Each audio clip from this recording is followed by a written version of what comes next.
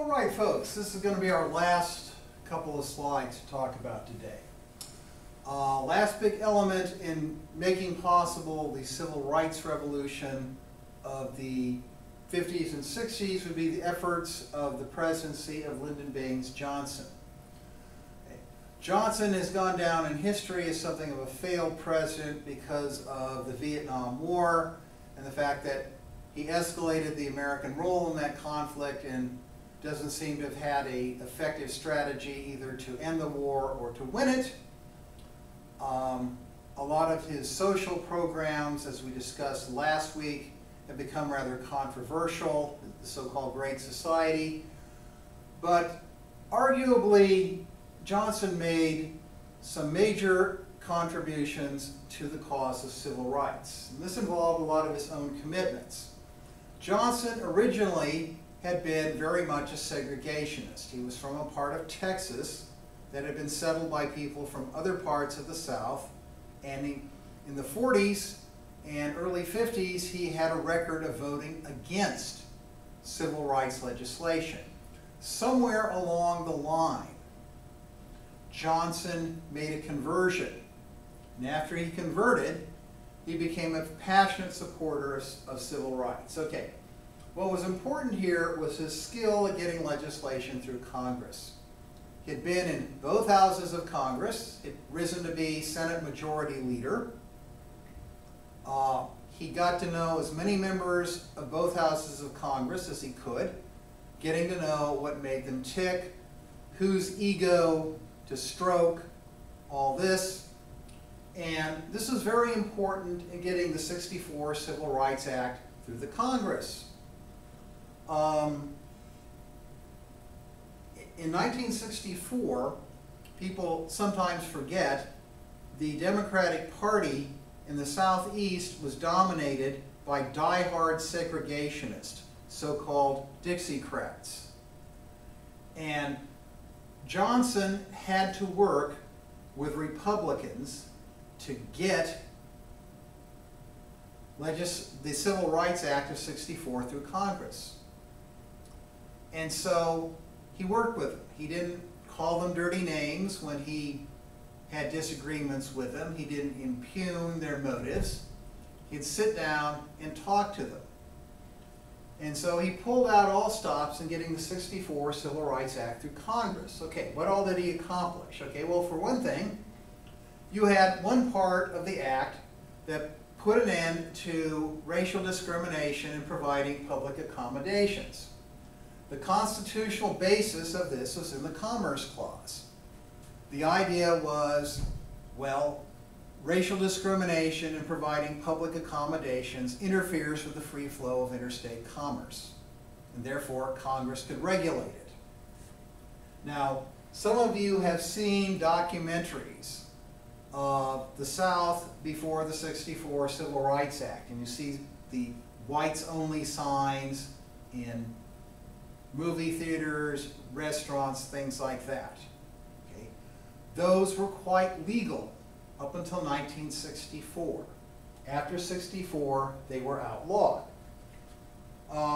It was also more difficult to disenfranchise voters by means of the literacy test.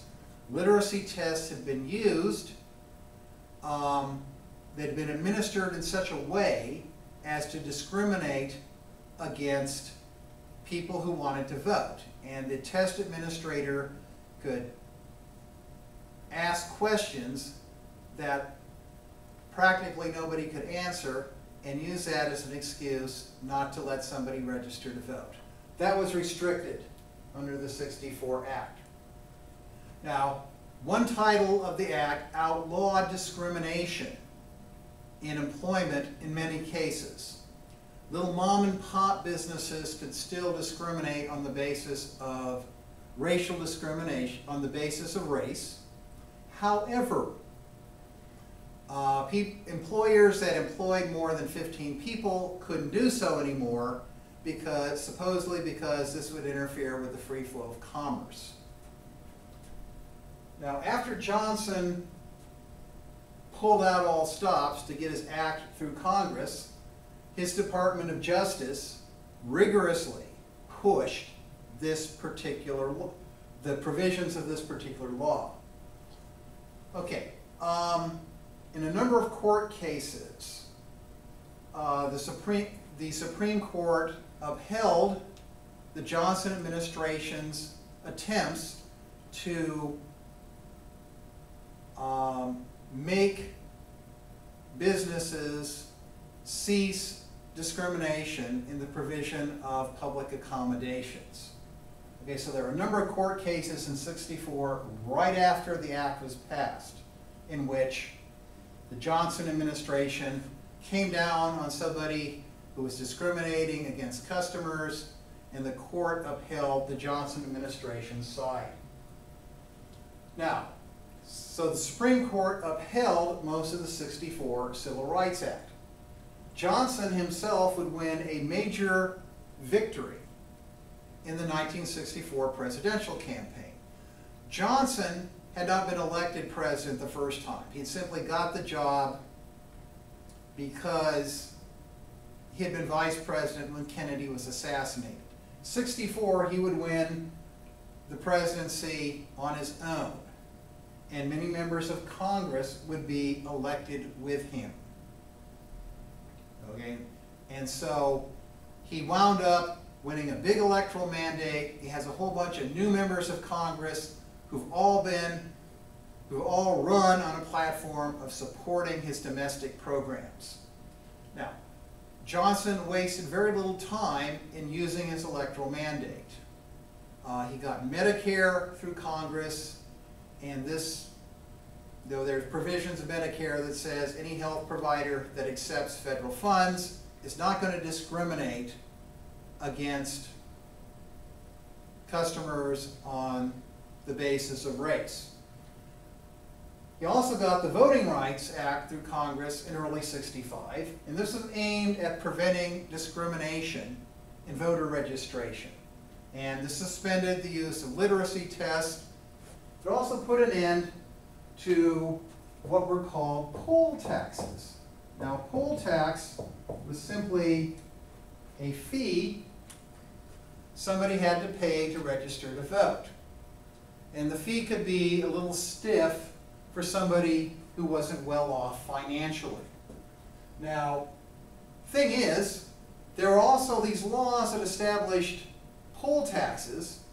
They also had grandfather clauses, which said, well, if you had an ancestor who was registered to vote before 1870, this person, you didn't have to pay the tax. Okay, well, this often meant that, African Americans had to pay the tax because their ancestors would not have been able to vote before 1870 because they'd been enslaved, and that was before the 15th Amendment. Now, the effect of the Voting Rights Act, okay, I've got a body count there of elected non-white politicians in 1989. Okay, by now it's very out of date, and it's not quite as important as the second point we got down there, and that's the fact that there's less mileage to be gained from being an open race baiter. Many parts of the country, people who had previously been kept from voting either by poll taxes, literacy tests, or sometimes outright intimidation, were now able to vote. And so, if you want to get elected, it doesn't make sense to say something that's going to tick off a large part of your constituency before you even get going. Okay, and so among the effects of the Voting Rights Act, okay, for one thing, there were segregationist politicians who changed their tune. Strom Thurmond, at one time, had been a third-party candidate for the presidency in 1948. He'd run on a segregationist platform. As senator from South Carolina, he had tried to filibuster the passage of civil rights legislation, especially in 1964. But after passing of the Voting Rights Act, Thurmond seemed to change. He acquired a reputation for trying to look out for the interests of his African American constituents. He hired black staff members. He voted to make Martin Luther King's birthday a national holiday. During the budgetary process, Thurman would try to make sure that historically black colleges and universities in South Carolina got federal funding. And some people claim that the man's conversion was quite sincere. Whether it was sincere or not, after passage of the Voting Rights Act, Thurman found it good politics to change and move away from segregation.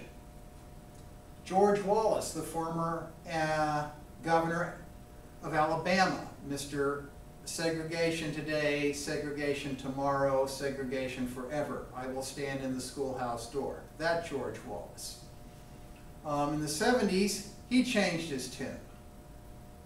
He claimed that he had been misunderstood in the 1960s. Now, whether he had been misunderstood or not, many people in Alabama accepted that in the 1970s, he was sincere in trying to promote racial reconciliation.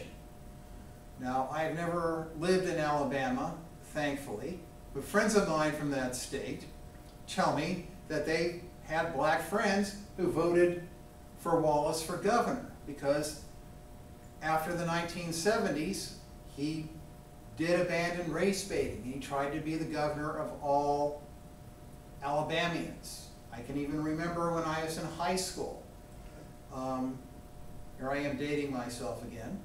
I can remember when I was in high school and, open up a newspaper and there was then governor of Alabama, George Wallace in Vietnam, making a point of shaking the hands of black American servicemen from Alabama that he met while he was there on tour. Okay, so a lot of segregationists found it good politics to move away from segregationism. There were some who did not. Among them were J. William Fulbright, Democrat, United States Senator from Arkansas. Now, Fulbright had consistently voted against civil rights legislation. In 1957, when President Eisenhower sent federal troops to Arkansas, Fulbright screamed bloody murder. Into the 60s, he continued to vote against the 64 Civil Rights Act, the 65 Voting Rights Act. Now, Fulbright became something of a hero to some liberals because of his opposition to the Vietnam War during the Johnson and Nixon administrations. But by the early 70s, a lot of his constituents grew tired of him, and in 1974, he was finally voted out of office. Okay, so the big point of all this here, this discussion of the past history of civil rights, is not that America lived happily ever after regarding racial matters, but because of the factors we've just discussed, America underwent a very fundamental transformation in race relations as a result of all this.